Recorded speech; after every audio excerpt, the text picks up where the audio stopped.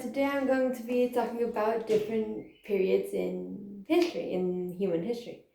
So no specific country, just, human history. So let's start with prehistory. Well, this occurred between around 2.5 million years ago to around 5,000 years ago.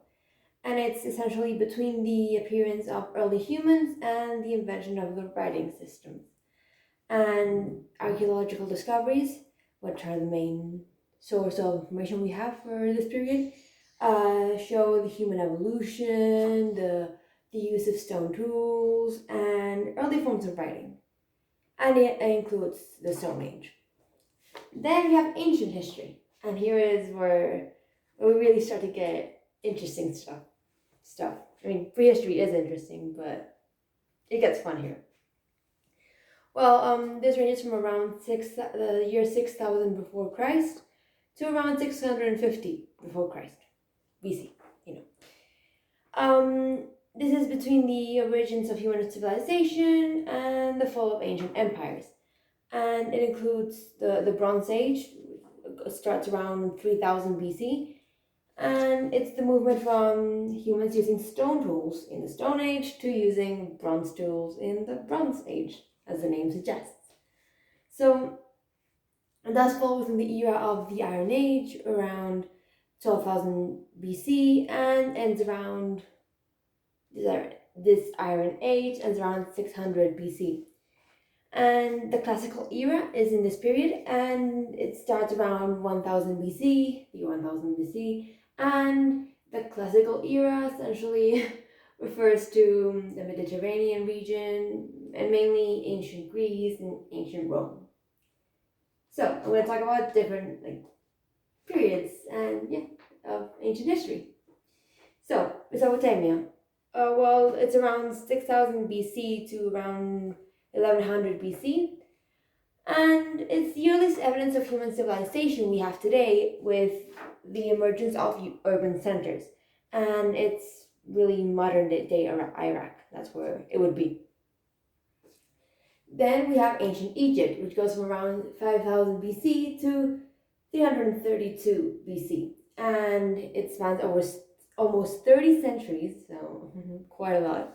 And well, it shows the Mediterranean world. So I'm gonna tell you about different periods within ancient Egypt. First, we have the pre-dynastic period from 5000 BC to 3100 BC. Then we have the archaic period from 3100 BC to 2686 BC. Then the Old Kingdom from 2686 BC to 2182 BC. Then we have the first intermediate period from 2181 BC to 2055 BC.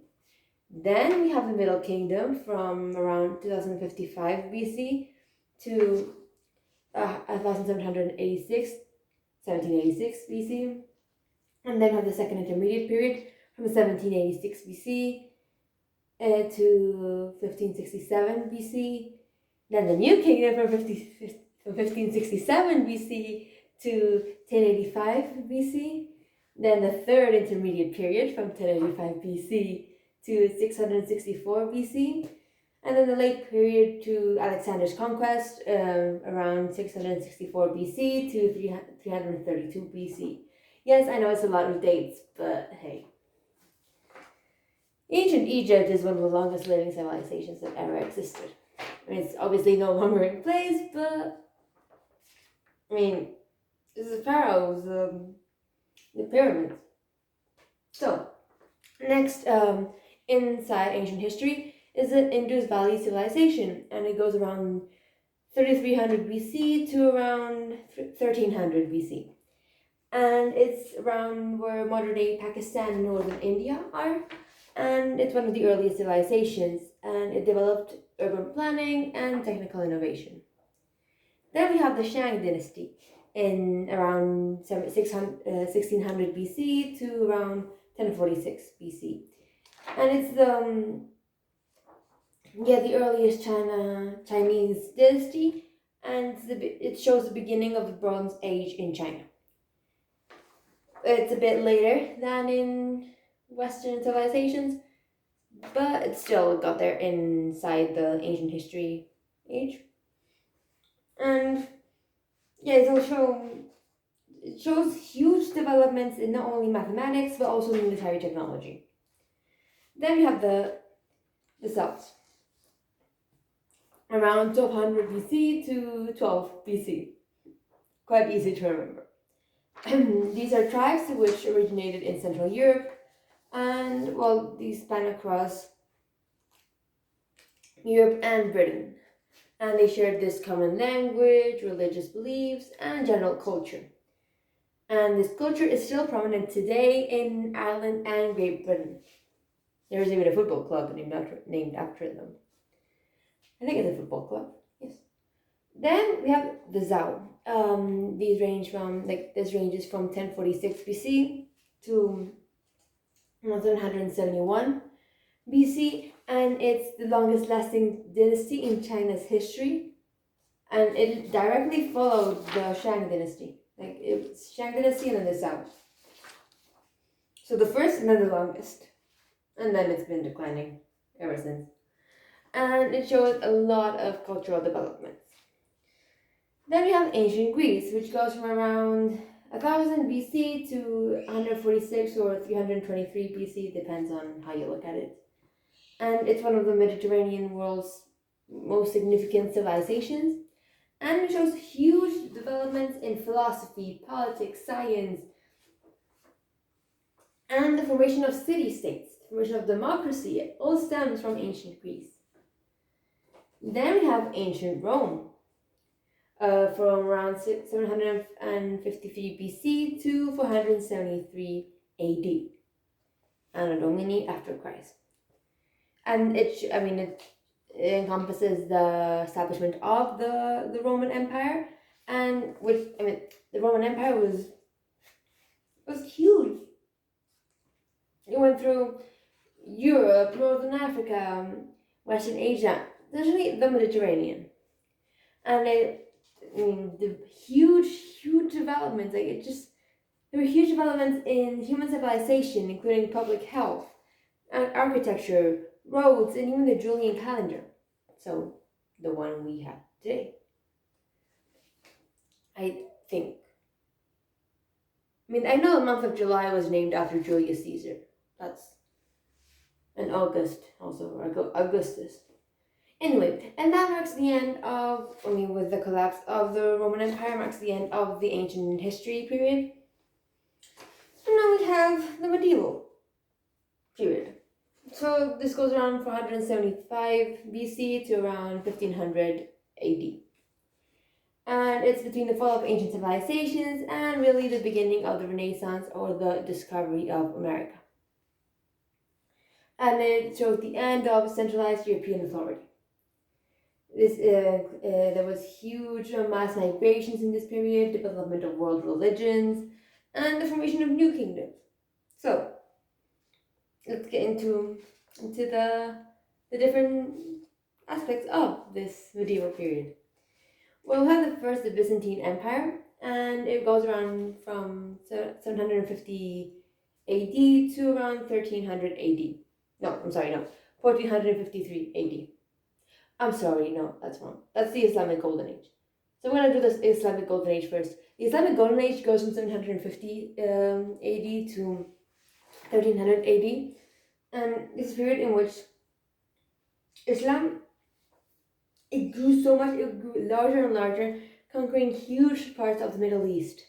And Baghdad, during this period, was the world's largest city, the capital city. And there were huge, impressive cultural and economic developments. Then you have the Byzantine Empire, which I started telling you about, from 395 AD to 1453 AD. And this essentially was a continuation of the Roman Empire in the East after the fall of Rome.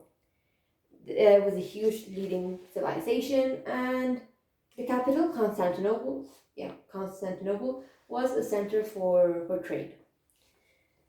Then we have Anglo-Saxon England around from 600 AD to 1066 AD with the Norman conquest.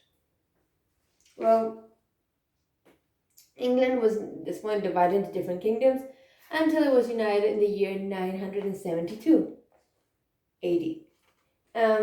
This Germanic group, the Anglo-Saxons, migrated into England. And during the 7th century, Christianity had begun to spread in England, obviously. Then we have the Viking Age from around 793 AD to 1066 AD, also ending with Norman conquest, I believe, with the death of Harold Hardrada. So, what was it? It was this huge, large-scale raiding of Britain and other parts of Europe by Scandinavian Norsemen. And they voyaged as far as North America and even are the ones who have really discovered America. And they settled in Britain and other parts of Europe and even coexisted with the Anglo-Saxons. Then we have the Crusades, the famous Crusades. And these go from 1096 to 1291. All days from now on are going to be AD. So the Catholic Church in this period began military expeditions to spread the influence of Christianity, because who doesn't want a piece of Christ? And they wanted to claim the Holy Land in the Middle East, who was under the control of the Muslims. And they wanted it to be, well, under the control of the Christians, if that makes sense. And, well, by this point, it shows how religion was a huge part of society. So, now, next part is the Renaissance. And this goes around around the 14th century to the 17th century. There are huge periods of increased European exploration. It encompassed the invention of the printing press, more on that later, development of international trade, economic, political, cultural, and religious developments, and military expansion alongside increasing conflicts as a result of this expansion.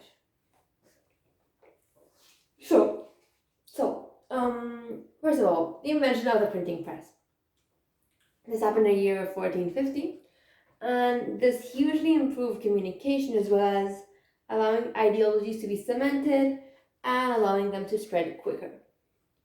Then we have the Golden Age of exploration, then the rise of colonialism, and goes around 15th century to 17th century. Well, obviously the discovery of America was in this period, and well, Europe embarked on these extensive overseas explorations, and well, the Americas were discovered here, and colonialism became a very, very important part of European politics. Then we have the Protestant Reformation, which happened in the 16th century. This was mostly led by Martin Luther with his 95-point thesis, and people began to split from the Catholic Church. So in the Christian Church, the Roman Catholic Church, and Protestant religion arose from that. And Henry VIII of England, he made Protestantism the official religion of England, and it still is. That is largely thanks to Elizabeth, not Henry, but hey. Then we have the Elizabethan Era, which was around from 1558 to 1603, so Elizabeth's reign. And this is the Golden Age in English history.